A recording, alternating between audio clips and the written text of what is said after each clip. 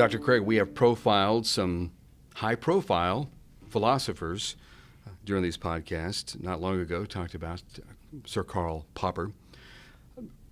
Friedrich Nietzsche, according to this blogger, gets a bad rap, that he's often associated with meaninglessness and despair and downright insanity. Do you think that's true? Do you think he gets a bad rap? I have to say, Kevin, that I'm not a Nietzsche scholar. Our listeners need to understand that there are some scholars who devote their entire careers to the study of the thought of just one figure, one man. Mm-hmm. And there are Nietzsche scholars who work entirely on his literary corpus. And I'm not one of those. So while I have an acquaintance with Nietzsche's work, I'm quite open to the idea that he's been misunderstood or misrepresented, and to learn from these scholars. Though I must say, as I looked at this blog that is before us this morning, I'm not convinced that the case is made here that Nietzsche has been so grossly misunderstood. This is from Zat Rana from the Medium blog. Friedrich Nietzsche, Why Life Isn't Meaningless. He starts it out in 1900. One of the most profound thinkers of his day was buried in a small town in Germany. He had been sick for over a decade before his death as a side effect of a mental breakdown. Fortunately, in the years before that, he sealed his legacy with an impressive library of work. That's rather sad there that he had a mental breakdown. He went insane, frankly. He probably had syphilis, and the last 10 years of his life, he was a lunatic. And you already see the eruption of mental breakdown in some of his later work, which is just ranting and angry and vituperative. So he is a tragic figure in that sense. The blog continues, Friedrich Nietzsche is a name that evokes passion even today. His writing touched on almost every aspect of the human condition. And continuing now, he says, the connotation that the average person associates with his name is one of nihilism or meaninglessness. His often repeated phrase, God is dead, is consistently taken out of context, and many of his ideas have been negatively reframed by secondhand sources. And this is what will interest me as we go through this blog. How does Zadrana reinterpret Nietzsche's story of the madman who comes proclaiming the death of God and says, as a result of that, that there is no up or down, there are no absolutes because God is dead and we've killed him, he says.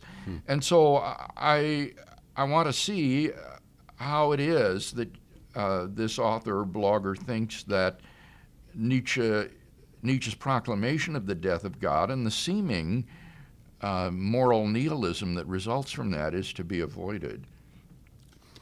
Blogger says, the truth is that Nietzsche's real concern was to define a framework for meaning in a world that was seeing a trending decline in religion. He was actually aggressively against nihilism. While not always timid and utterly nuanced in his approach, it's a shame that much of Nietzsche's work has remained elusive to the general public. And then he goes into some of his ideologies here. That is the will to power. That's what the common person usually associates with Nietzsche. God is dead, nihilism, and the will to power. What is your understanding of the will to power, Bill? Well, as I understand it, it's a matter of taking control of your own life and being a sort of self-made man, not allowing others or traditional value systems to shape your existence. And for that reason, Nietzsche hated Christianity passionately and thought it produced weak people, spineless people. And so the will to power was an exhortation to seize the reins yourself and to take mastery of your own fate. The blogger says that in psychotherapy, three schools of thought dominate: the will to pleasure, which is inspired by the beliefs of Freud; will to meaning, which stands on the work of Viktor Frankl; will to power, which was championed by Alfred Adler, but initially introduced by Nietzsche. And the will to power, he says, was central to much of Nietzsche's work, and it evolved over time. That said, the meaning behind the phrase differs from the initial image that it paints in the mind. He says, to Nietzsche, power had a broad definition that involved a sense of mastery over oneself, just like you said, Bill, the environment, and our relationships. He believed that this is primarily what dictates our behavior, and to live meaningfully is to align this will to power with actions and intentions. Pausing there, you hear a lot about intentionality today. That's one of the phrases. Do everything intentionally. Mm-hmm. Now, he says many people immediately feel discomfort with this idea, especially as it relates to other people, because they automatically associate power with politics, war, and oppression. But that's not the only way to look at it. Increasing power over yourself can be about controlling emotions. Increasing power over the environment may be about opportunity and optionality. And increasing power over others is more often a product of kindness than it is violence, really. Now, yes, this troubled me when I saw this paragraph. The author, the blogger, says, you can look at the will to power this way. Increasing power of yourself can be about controlling your own emotions. Well, yeah, it could be about that, and I'm sure Nietzsche would endorse the idea that you're not to be simply led by your emotions, but you be the master of them yourself. Increasing power over the environment, that's the things around you and others. Well, this can be or may be about opportunity and optionality. Well, yeah, it could be, but it also could be about dominating the situation, vanquishing your competitors, a sort of Donald Trump-esque attitude toward those who are against you. An increase in power over others, the blogger says, is more often a product of kindness than violence. Well, maybe sometimes kindness might be a way to manipulate others to get them to do what you want, but if violence is called for, if ruthlessness is called for, that would also be endorsed by Nietzsche. So I think we have here a very subjective spin on Nietzsche by someone who wants badly the will to power to be something that can be benevolent, but it need not be so. The blogger continues, the will to power exists in our behavioral patterns in one way or another, but the way that it manifests depends on the choices we make and the things that we choose to value. The degree to which your will to power hurts or benefits you or the people around you depends on the context within which you frame it. Luckily, that's entirely up to you. Exactly. It's up to you. It's the things that you choose to value. So this, to me, implies the very sort of moral relativism that Zatrana wants to avoid and claim that Nietzsche doesn't endorse. And it seems to me that right here, Rana affirms it, that the will to power will manifest itself depending upon your personal choices. What do you want to value? It's entirely up to you. And that just is subjectivism and moral relativism. It says nothing about what you ought to value. Exactly, Just or what you choose. ought to choose. Yeah. It's just up to you and your will to be the master of your own fate. So this seems to be a troubling return to the typical interpretation of Nietzsche. He says that the concept of the Superman is the most famous and the most misunderstood of Nietzsche's ideas. Yes, this is the Ubermensch, sometimes translated very literally as overman, but Superman would be a good interpretation too. The Superman. It says it was misused by the Nazis during the Second World War to further their own agenda, and given that the word roughly translates to Superman, it's still painted in a poor light. A more accurate translation has been suggested to be self-overcoming or self-mastering. Now, it's correct that we shouldn't think of the Ubermensch as a super race, like the Aryan race, which sought to then remove from the German race any ethnicity from Jews or gypsies. It's not a racial idea, but it is an idea of, as I say, the sort of self-made man, the person who is in complete control of himself and therefore masters his own fate and achieves his own destiny going forward. I remember talking with Louise Mabille in South Africa when we were on a tour there. She's a Nietzsche scholar, and we got into a discussion about the Ubermensch. And sitting across the table, she looked me in the eye and said, "Why, I think that you are the very definition of the Ubermensch." And it just sent a chill down my spine. And for her, this was meant to be a great compliment, because she thought that I was a person that was, sort of speak, in control.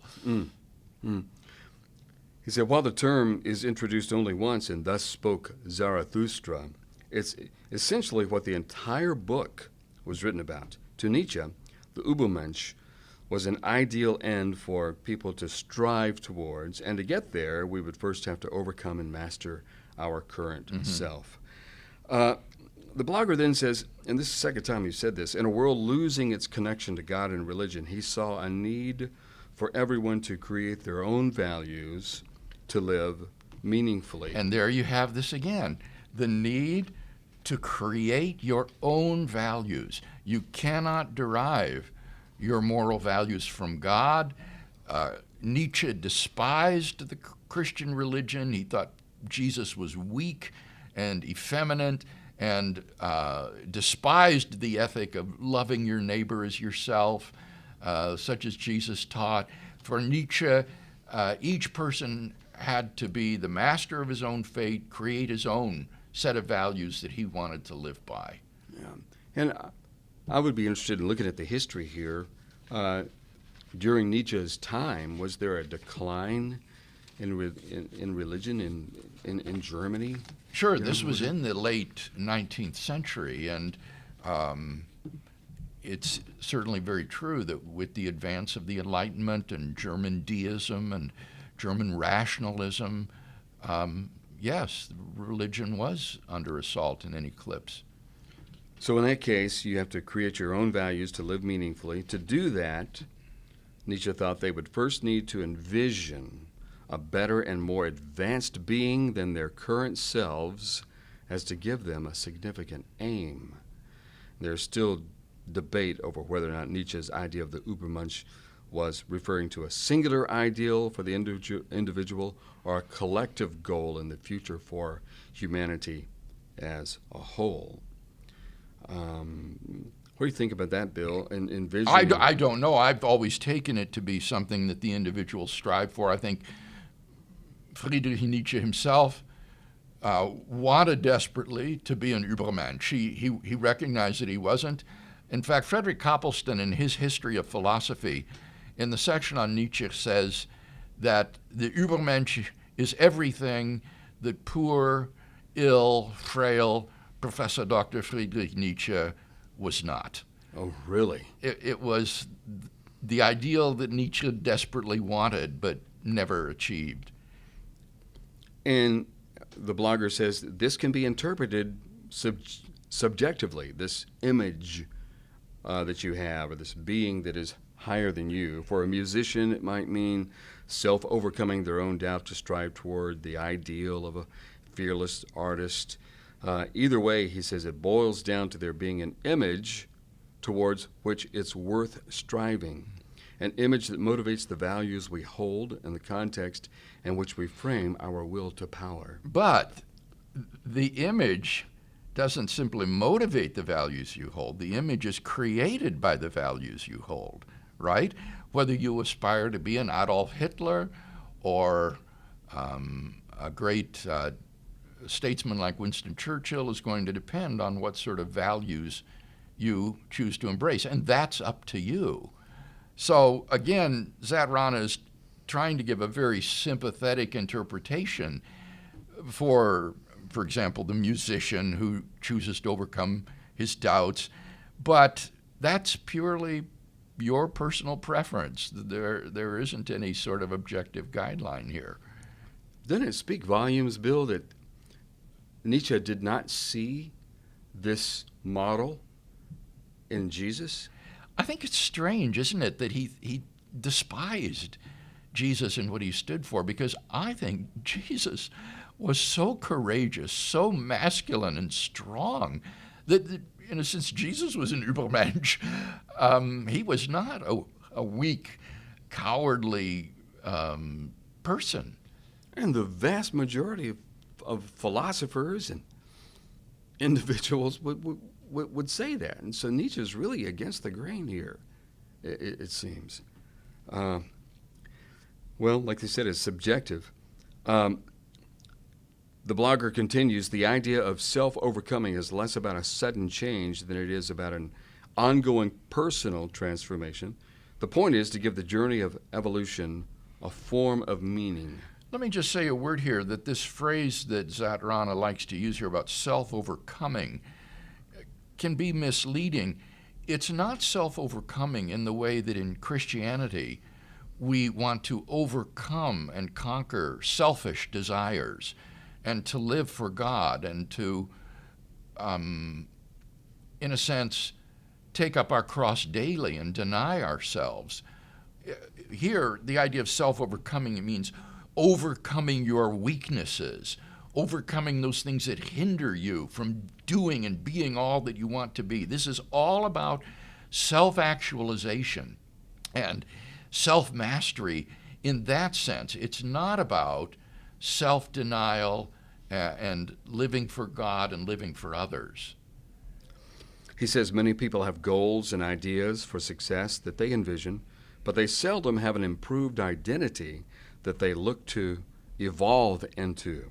The latter may just be more important. And that brings to mind the Christian ideal of Christ, that we are being transformed from one degree of glory into another as we are conformed to the image of Christ. He is the ideal that we aspire toward. The blogger continues, the affirmation of suffering. Sooner or later, every philosopher stumbles onto the problem of suffering. We all face pain over the course of our lives because it's nature's way of telling us that something is wrong. At times, this is caused by physical damage to our bodies, which is understandable. If something is hurt, we want to know about it, and a feeling of pain forces us to react. Much of the time, and more frustratingly, however, it's a product of how we interpret the events in our life. This is also important, but this kind of suffering can be unbearable. It can occur in response to a significant event like losing a job or the death of a relative, or it can persist even without any major internal stimuli, when struggling against a goal or in moments of doubt, for example. Arthur Schopenhauer, one of the big influences on Nietzsche, had a very pessimistic view of human life. Precisely for this reason, he couldn't find a logical link between meaning and the adverse effect of suffering, and he believed that we were doomed to the human condition. Now that influenced Nietzsche, according to this blogger, Schopenhauer? That's what Zatrana says, and it's correct that Schopenhauer had a kind of cosmic pessimism, as I call it. As an atheist, he truly saw that there was no meaning to human existence and that all was doomed to end in death, and apparently saw no value in suffering. Blogger continues, Nietzsche, however, saw things differently. He liked to point out that the only problem with suffering is that we automatically label it as bad. We see it as something to avoid, even though the rational function of pain is to make us stronger. It's actually good for us. This reminds me of the aphorism, what does not kill me makes me stronger. Yeah. And that's a sort of Nietzschean idea. And I think there is truth in this from a Christian perspective. We know that through suffering, God hones our character. James tells us to rejoice when we go through various trials, because bearing these trials and tests can produce endurance and make us stronger. But it would be naive to think that all suffering has that sort of effect. Some suffering is debilitating and crushing. Mental illness, for example, in particular, is not something from which the individual himself seems to improve. So this is a rather rosy view of suffering, I think. This is how the blog wraps up, Bill. It says, all you need to know, whether you're religious or not, it's worth comprehending the different frameworks that humanity has developed to understand and derive meaning out of their place in the world. Now, this troubled me. This is all we need to know. That's the way Rana summarizes it. All you need to know. What about the death of God that played such a crucial role in Nietzsche's thought? He was not a theist. He thought that God does not exist. And what about his critique of Christianity and his rejection of Christian values as weak and inimical to human flourishing? She just passes over all of this and says nothing about those negative, critical views of Nietzsche and how that impacts his philosophy. And I don't think you can interpret the rest of Nietzsche's philosophy while ignoring those elements, as Rana does.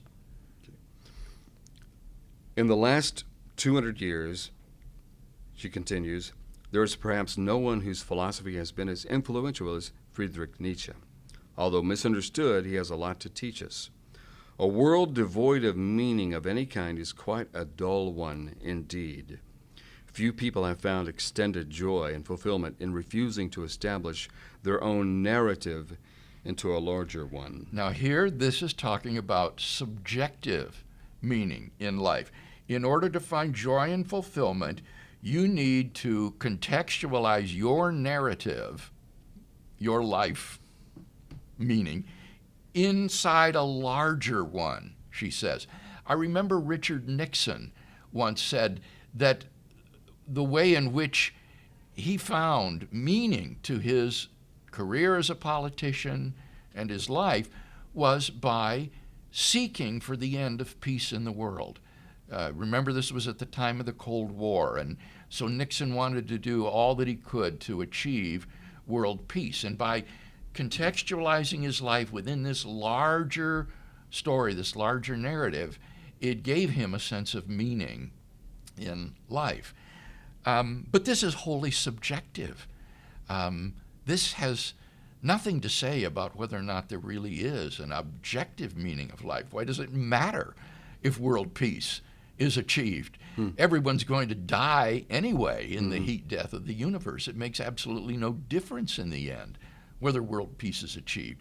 So while this prescription may be a good one for finding a subjective sense of joy and fulfillment in life, it really doesn't do anything to ward off the nihilism that Rana aspired to address at the beginning of this blog. I underline narrative because, Bill, that's the phrase of the decade here lately. Everyone's talking about, and I read it all the time, narrative. Your narrative, my narrative. What is your narrative? What is their narrative? Everyone has their narrative or their story. And there's nothing new under the sun, so I wonder if it's where that came from, if that's a derivative of just, well, they used to say, you have your truth, I have my truth, and that's been called out so much, that truth is is not subjective, and so on. And if you say so, then you're contradicting yourself. But narrative, I underline it because we have to understand the terminology of the day, and that's a big one. Mm-hmm. Yeah, everyone's talking about narrative these days. This is how it ends.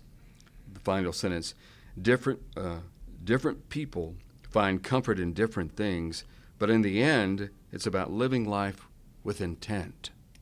Well, again, we're at the is-ought problem, aren't we? What ought to be our intent? Hitler lived life with intent. Oh, yeah. And was inspired by Nietzsche. So he found comfort in different things, too. How is that a false application of this philosophy?